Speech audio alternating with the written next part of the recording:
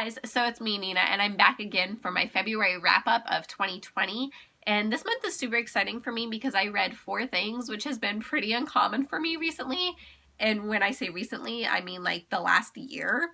I've only been reading like 1 or 2 books, as you guys know if you've watched any of my recent wrap-ups.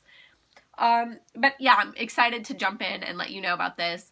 If the quality of this video is worse than the rest of them, I'm recording on my phone today because my camera is being wacky. Right, let's jump into it. So the first book I actually don't have with me today. It's called What Light by J. Asher.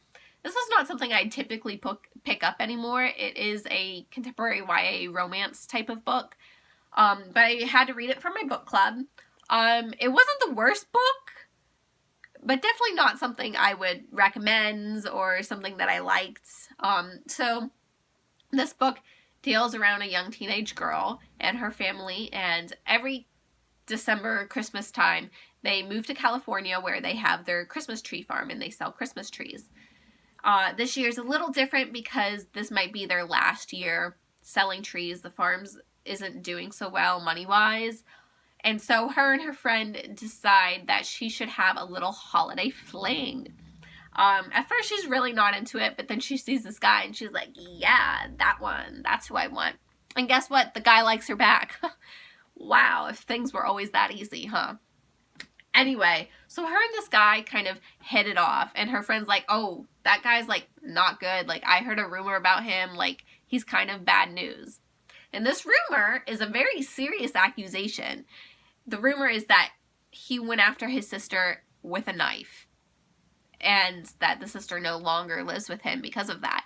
And like, I don't know about you, but like if someone told me that the person I was interested in went after anyone with a knife, I'd be a little concerned. I'd be a lot of concerned, okay? But the girl is so naive and stupid that she doesn't even care about her own safety. She's just like, I'm sure it's some misunderstanding. Like, I'll explain. Guess what? He doesn't explain. Not for the longest time. And I'm sorry, but like, if someone doesn't want to tell you the truth about what happened, like, that's a red flag, hun. That's a red flag, and you should run in the other direction. So she plays it off, and she's like, well, it's not really any of my business. Like, yes, it is your business. Like, your safety is your business. You should ask him straight up, and he should be able to tell you so that you can make a smart choice of what to do, whether to stay or run away.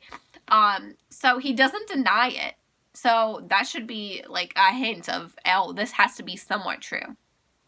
He eventually tells her the truth of what happened, and pretty much the rumor is accurate. You know, the rumor was that he went after his sister with a knife, and that's pretty much what he did. He and his sister were in an argument. She blames him for their parents' divorce. He went into the kitchen, grabbed a knife. She ran away and hid up in her bedroom, and he walked after her and hit the bedroom door with a knife. I mean, that is concerning. But when she found this out, she like played it off. She's like, oh, well, like he didn't hurt her. Like he never really would have hurt her. Like, you don't know that. You barely know this dude. He just told you, and everybody else has told you, that he like willingly went into a kitchen, grabbed a knife, and chased after her and jammed the knife into the door. Like, are you dumb? Another thing about this girl is that's a very popular trope for authors to like make like either the male or female like super smart and quirky by making them have a big vocabulary and use like obscure words and make them sound smarter than what they are. And that's really irritating to me, because a lot of the times it just comes off as, oh, I'm quirky, or it's like patronizing and condescending. And she did that throughout the book. Like, she used big words in her normal vocabulary, and everybody like, what the fuck does that mean? And she'd be like, oh, well, like, it's actually like a pretty common word. Like, no, it's not. Like, stop using it so that people can understand what you're saying. I don't know. I didn't like the book. It was kind of annoying. And that's my take on it. So moving on. Next was another book club read. This isn't due until March, but I decided to read it early. It's a very short book. It's like 100 pages. It's called Junkyard Dog, and it's by Monique Polak. Based on this cover, it's not something that I would read either, but decided to go for it because I needed to pick something short for my readers for book club. This was actually a really sad book. It made me cry. I really enjoyed this book. So it's about this young boy who ends up getting this job working with guard dogs. And he realizes that this job isn't what it seems. Like, they mistreat the dogs that they go for. They steal other people's dogs. There was an instance in this book where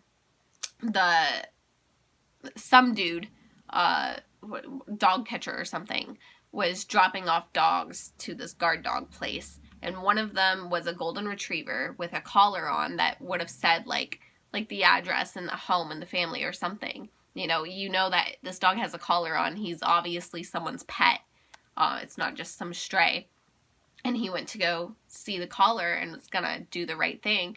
And they were like, no, don't do that. Like, don't touch the collar. What do you think you're doing, boy? And it's just like they literally just stole someone's pet and is gonna, like, mistreat this poor little dog. And I'm very passionate about animals. I can't believe, like, anyone could hurt, like, a dog or a cat or anything like that. Like, that's crazy to me. So it was a really sad story. But the main dog in this book doesn't actually have a name. They call him Dog. The boy himself calls him Smokey. And this dog's getting really old, and so they were going to, like, have this dog killed pretty much. They ended up taking this dog, going out onto the highway, and letting this dog loose so that he would either, like, starve or freeze to death or get hit on the highway. And that, like, broke my fucking heart. Like, man, that hit hard. And so this boy ends up doing it because that's what his boss tells him to do. But he feels really bad and eventually goes back to find this dog. And, it had a happy ending, but it had hard-hitting moments, like when they talked about how they debark dogs and they shove a pipe down its throat so the dogs can't bark anymore. If you're a really sensitive reader, don't read this, but, like, it's eye-opening and it's sad. And, like, it happens. Like, people do this to animals, so it's very real. To our next read, it is a graphic novel, actually, and it's called Peanut. Yeah, just Peanut. This is by Halliday and Hope. I don't know how you say this name. Something Halliday and Paul Hope. So, I didn't like this cover, but when I opened it up, I definitely liked the artwork, and it seemed intriguing to me. So I decided to give it a try. When I tell you the synopsis, it's going to sound a little weird. So it's about this girl who goes to a new school and she wants to be popular. She wants something to give her, like, a little bit of an edge for people to, like, talk about her. So she pretends to have a severe peanut allergy. I don't know about you, but, like, if I wanted to be popular, my first thought wouldn't be to, like, pretend to have a peanut allergy. I don't know. So she wears this fake medical alert bracelet that says she's allergic to peanuts. She lies to everyone, says she has an EpiPen, and her mom doesn't know about any of this going on. And so everybody at school thinks that she's allergic to peanuts. She ends up meeting this boy, and I don't know, the boy kind of seemed, I don't like him. He seemed like he was trying to be, like, an artsy kid that's, like, too cool to, like, be in today's futuristic technology stuff. And, like, just get a cell phone, man. Like, you're not cool for not having one. Like, get over it. I don't know. I didn't like his vibe. He wrote letters to be more in touch with people. He wrote letters to people and stuff. He didn't have a cell phone. He wouldn't go on the computer and stuff like that. And I didn't get it. But anyway, it all comes crashing down on her when everybody finds out that she doesn't have a peanut allergy. But at the end, the boy still likes her, and she has some friends still. So, I mean, I guess it worked out. I liked the read. I don't really have too much to say about this, though. the last book I have to talk about is Who Are You Really by Margot Kelly. Now again, not an appealing cover. Every single book I read this month, I don't like the cover of, which is surprising because I usually pick up books based on their cover. But anyway, this book was super annoying, but like real. Okay, so this is about a young teenage girl. I think she was 14 going on 15 in this book. She ends up playing this online game and meeting some people, and one of them is called Kit, which is his online name. And she ends up kind of having like a flirty relationship and ends up having like a boyfriend-girlfriend relationship with this boy, who she doesn't really know because she met him online and has never really seen a picture of him. Her mom is concerned that she's playing this game so much. That's another thing.